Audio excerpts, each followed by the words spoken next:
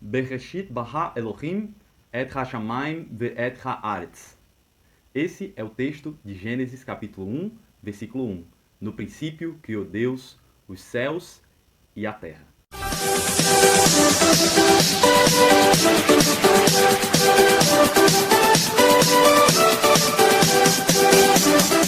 Irmãos, o texto da criação é o primeiro texto da Bíblia.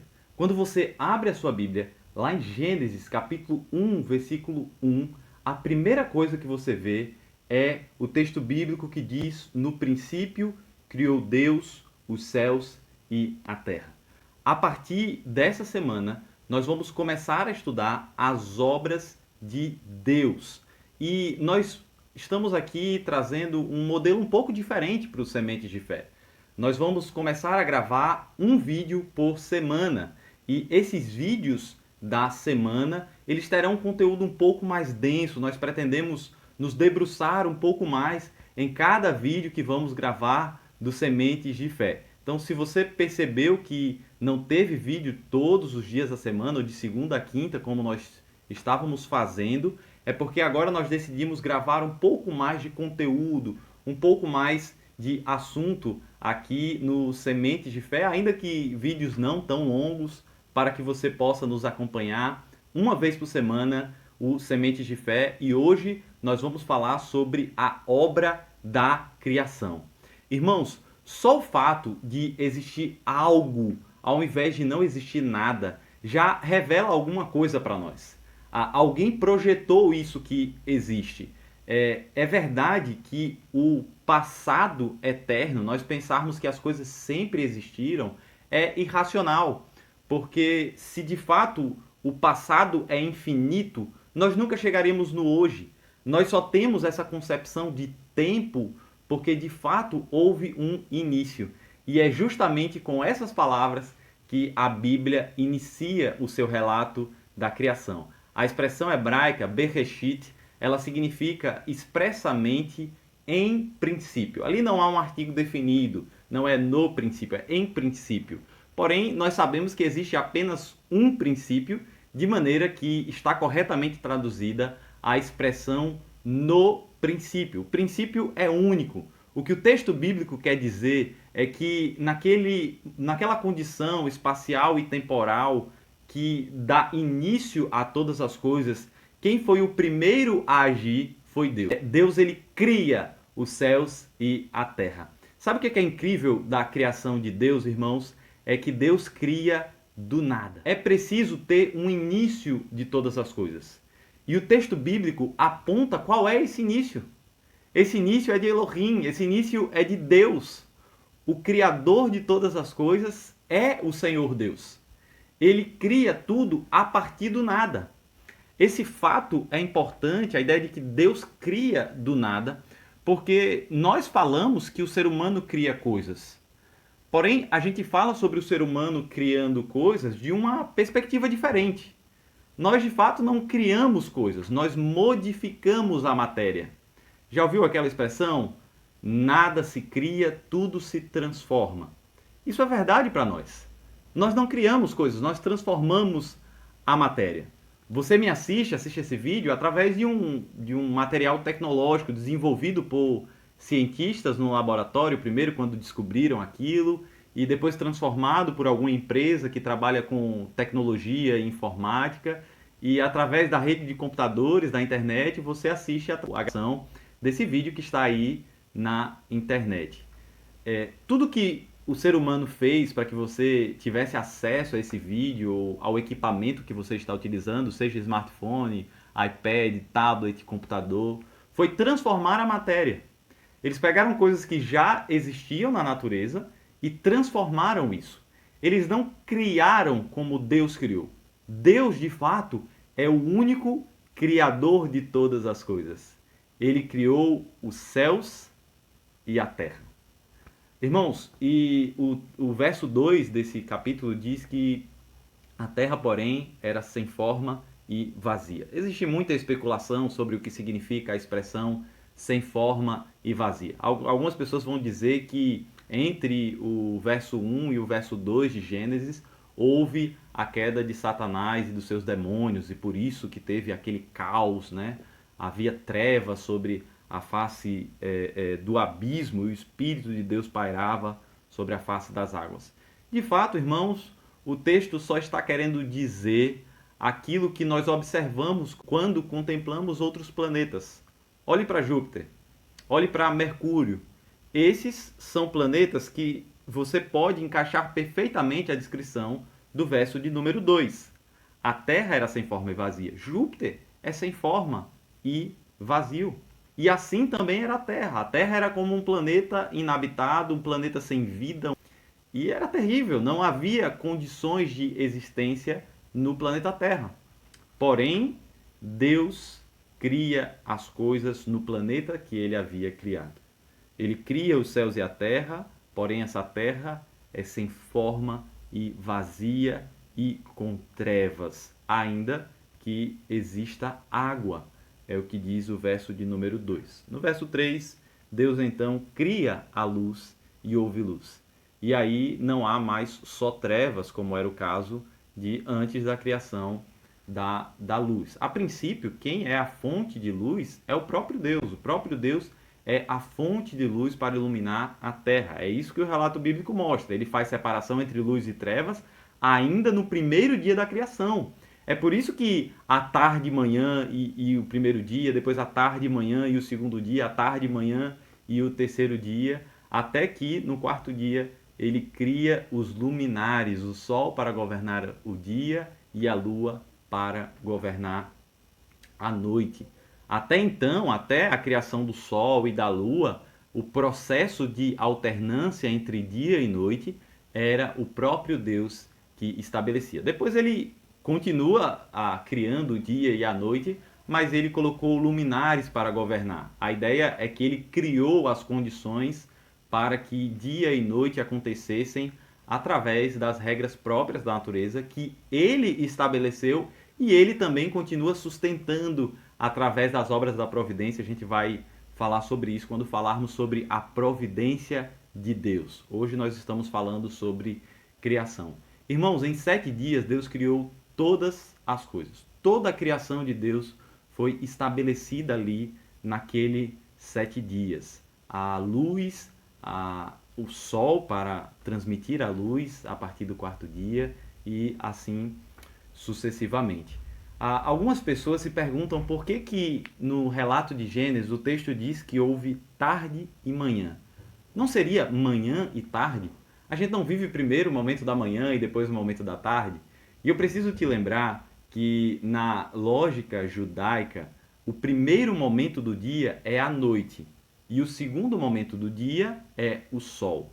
O dia para o judeu de 24 horas, ele começa no entardecer e ele termina no entardecer seguinte. Então, por exemplo, um judeu que guarda o sábado, ele começa a guardar o sábado a partir do momento em que escurece a sexta-feira à noite para nós.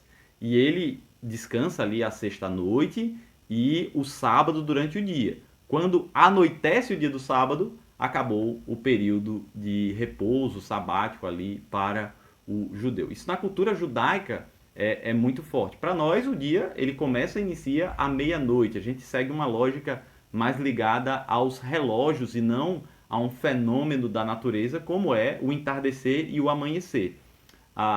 Portanto, quando nós vemos a expressão houve tarde e manhã, literalmente o que o texto está querendo dizer é que houve entardecer e amanhecer. E nesse sentido, na lógica de que primeiro você tem o período da noite para depois ter o período do dia, sempre a luz rompe as trevas e nunca o contrário, né? Você sempre vai das trevas à luz.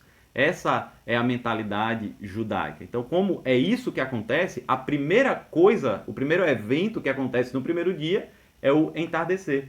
Houve entardecer, ou seja, o sol se pôs, iniciou a primeira parte do dia, que é a parte escura, e houve amanhecer. E esse foi o primeiro dia. Quando o texto diz que houve manhã ou amanhecer, ele está se referindo a todo o período de luz daquele dia e não só aquele período entre as 6 da manhã e o meio-dia, como normalmente nós chamamos de manhã. O que o texto bíblico está querendo dizer é que houve tanto o período de escuridão quanto o período de luz. Então, irmãos, Deus cria todas as coisas e tudo o que ele cria é muito bom. Tudo que ele cria é muito bom. Irmãos, esse relato da criação é fundamental para a cosmovisão do crente. Se você não entende ou não crê no relato da criação, falta aí um pressuposto fundamental na sua forma de pensar, na sua forma de entender as coisas. O fato de Deus ter criado todas as coisas e até mesmo ter criado a mim, ter criado a você, muda quem eu sou, muda como eu vivo ou como eu existo. Porque as pessoas que não creem no relato da criação, elas creem em quê? Elas creem no evolucionismo? Elas creem que elas existem por acaso? E se elas existem por acaso, qual é o propósito delas existirem? Para que elas existem? Nós que cremos no relato da criação, temos um fundamento de existência. Temos uma razão de existir. Nós existimos para glorificar a Deus, o nosso Criador, e para nos alegrarmos nele para todo sempre. A nossa existência tem uma razão. A nossa existência tem um propósito. Deus, pela sua maravilhosa graça, pelo seu amor e pela sua bondade, criou todas as coisas e também nos criou. É isso que o relato da criação tem como propósito nos ensinar, dar significado a nós quando fala sobre esse ato maravilhoso de criação. O ápice da criação é o sexto dia. Quando Deus decide fazer todas as coisas, ele decide e faz. Mas quando ele decide criar o ser humano, lá em Gênesis 1:26, ele diz: façamos o homem. Existe ali um conselho solene na criação do ser humano. Ele diz: façamos o homem à nossa imagem, conforme a nossa semelhança. O homem é feito para espelhar aspectos da glória de Deus. O homem é feito para espelhar atributos de Deus. É a obra máxima da criação. Ele foi feito para dominar sobre a criação no bom sentido da palavra. Não no sentido de tratar mal a criação, pelo contrário. Ele é o vice-regente da criação. Ele foi colocado por Deus ali para guardar, para cuidar, para dominar sobre a criação. Deus colocou medo nos animais, temor, para que ele respeite o ser humano. E até hoje os seres humanos, até mesmo os ímpios, eles têm a capacidade de adestrar os animais, de cuidar dos animais, de transformar a natureza e desenvolver a tecnologia, como nós falamos aqui quando dissemos sobre os celulares e os computadores e os carros e os elevadores, os prédios que nós construímos, enfim, todas essas coisas é parte da capacidade criativa que Deus nos comunicou através da criação. Quando Deus nos diz que Ele nos fez a sua imagem e semelhança, ali ele estava sim falando sobre santidade também, mas não só isso. Ele estava falando sobre a comunicação de uma série de atributos divinos a nós. A sua pureza, a sua santidade, a sua justiça, mas também a inteligência, a capacidade de se relacionar, a capacidade de ter amigos, a capacidade de produzir, de trabalhar, de estudar, de ter cultura, de plantar, de criar animais, enfim, de fazer todas essas coisas que cotidianamente nós fazemos. Nós sabemos que a queda e o pecado ofuscaram a imagem de Deus em nós, mas não apagaram completamente. Isso não significa que o homem é parcialmente santo. A moralidade do homem foi completamente corrompida. A imagem de Deus não, porque a imagem de Deus não é apenas moralidade, também, mas inclui aí uma série de outras características que o Deus bondoso estabeleceu que nós teríamos no ato da criação.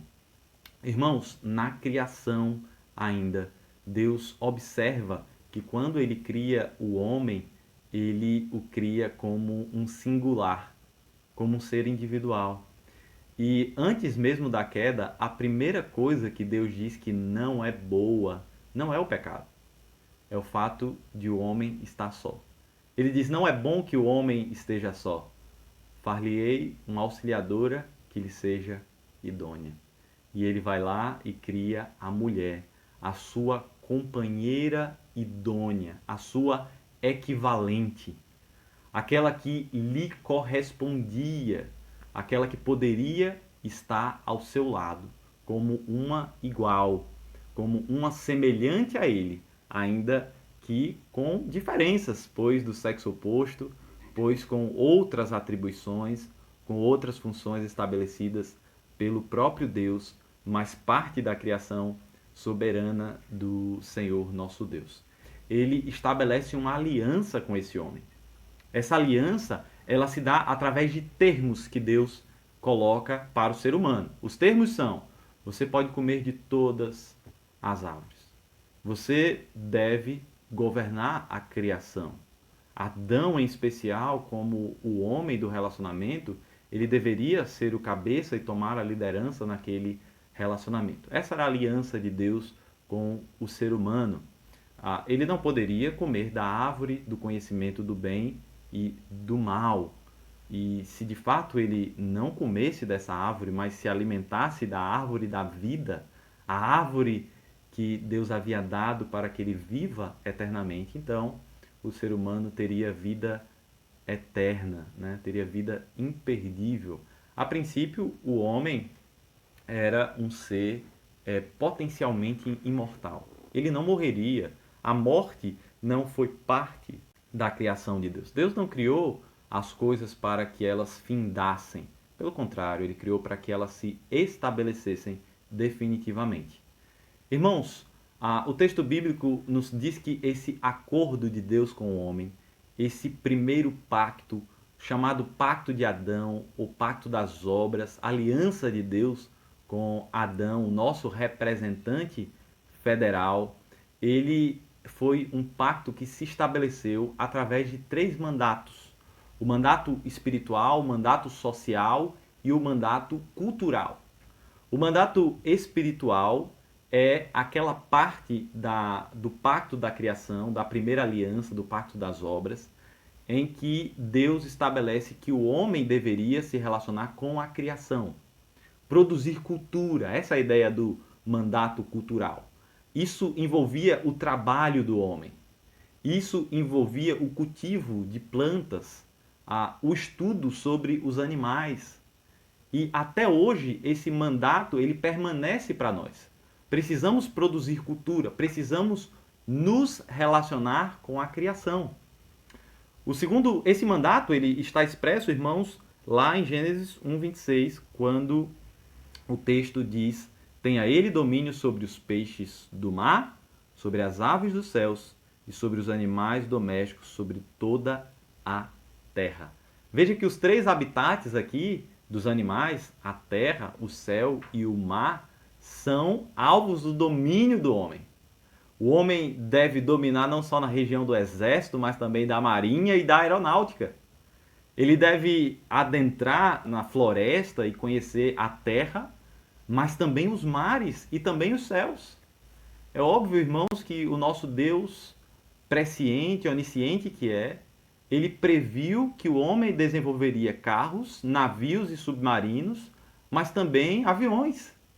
E que através do mandato cultural, ele iria expandir o seu domínio sobre o mundo e sobre esses 3 habitats criacionais. Irmãos, mas Deus também traz o mandato social ao homem. Esse mandato social está expresso no texto bíblico, no verso 28 do capítulo 1, que diz: sede fecundos, multiplicai-vos, enchei a terra. Olha que maravilhoso, irmãos, essa ordem de Deus ao ser humano. Ele precisava ser fecundo, multiplicar e encher a terra. O mandato social diz respeito ao relacionamento do ser humano com o seu semelhante. O homem, ele deveria constituir sociedade. É verdade, irmãos, que o homem foi criado e posto num jardim, mas não era o jardim o alvo de Deus. O alvo de Deus era uma cidade. O alvo de Deus era uma sociedade e uma civilização plenamente estabelecida. Prova disso é que quando, enfim, a criação for completamente restaurada por ocasião da segunda vinda de Cristo Jesus, nós não seremos levados para o novo Éden. Nós seremos levados para a nova Jerusalém, a cidade celestial, e não para o jardim celestial. Ainda que o jardim traga algum símbolo de pureza e de inocência, o propósito de Deus, quando criou o homem e estabeleceu o mandato criacional, era multipliquem, encham a terra. Assim como o mandato cultural, irmãos, esse mandato também permanece para nós.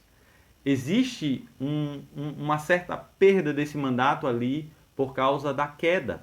O mandato cultural, ele sofre impacto na queda quando Deus diz ao homem que ele comeria através do suor, ele sofreria para conseguir o pão de cada dia, para trabalhar, para produzir coisas.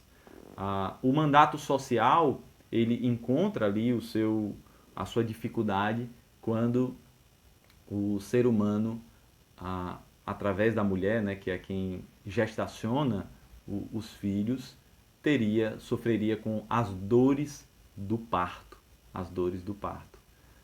Mas de fato esse mandato permanece para nós hoje, apesar do sofrimento que as mulheres têm quando têm crianças, quando têm bebês, mas nós precisamos olhar para o ato de ter filhos como uma ordem e uma bênção de Deus. Não é uma opção para o cristão ter filhos. O cristão que se casa, o cristão que decide se unir à sua mulher, ele o faz porque através daquele relacionamento ele pode ter descendente. É verdade, irmãos, que o relacionamento sexual ele não tem o propósito apenas de procriação. É também sobre isso. Se alguém não pode ter filhos, esse alguém não está desonrando a Deus. É diferente de alguém que propositalmente não quer ter filhos. De fato, a ordem de Deus para nós na criação e que permanece válida até os nossos dias é: sede fecundos, multiplicai, enchei a terra. Vivam como sociedade, se estabeleçam através dos diversos relacionamentos sociais que vocês podem estabelecer. O terceiro mandato é o mandato espiritual. Deus convida o ser humano para se relacionar não só com a criação, não só com o seu semelhante, mas também com o seu Criador. Infelizmente, aqueles que estão distantes de Cristo Jesus se relacionam com a criação, se relacionam alguns com o seu semelhante, mas esquecem de se relacionar com o seu Criador. O mandato espiritual ele está representado na criação através da criação do sétimo dia. Deus ele cria 6 dias para o trabalho e o sétimo dia para um santo descanso. Esse santo descanso não significa apenas deixar de trabalhar, mas significa deixar de trabalhar para relacionar-se com Deus, para separar um dia exclusivamente ao Senhor. Esse dia ele não serve para você adiantar coisas da segunda-feira. Ele não serve para que você aproveite e pense sobre como a sua próxima semana vai se proceder. Ele serve para que você, através de atividades piedosas, glorifique o nome do seu Criador, o nome do seu Deus. Esse dia foi o sétimo dia desde a criação até a morte de Cristo Jesus, que se deu na Sexta-feira Santa. Mas a partir da ressurreição de Cristo no domingo, a Igreja Apostólica no Novo Testamento entendeu que o dia de reunião, o dia santo, o dia separado por Deus para descansarmos, seria o primeiro dia da semana, o domingo, em que nós chamamos o dia do Senhor, porque foi nesse dia que Deus ressuscitou.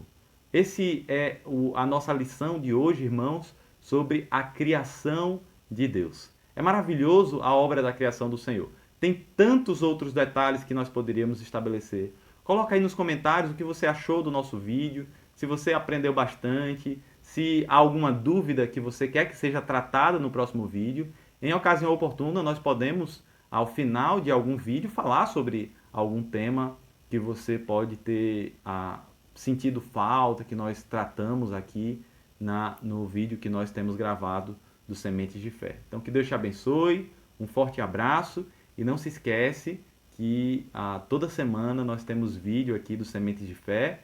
Agora, uma vez na semana, nós vamos colocar os nossos vídeos no canal, então nos acompanha. Hoje nós falamos sobre a criação.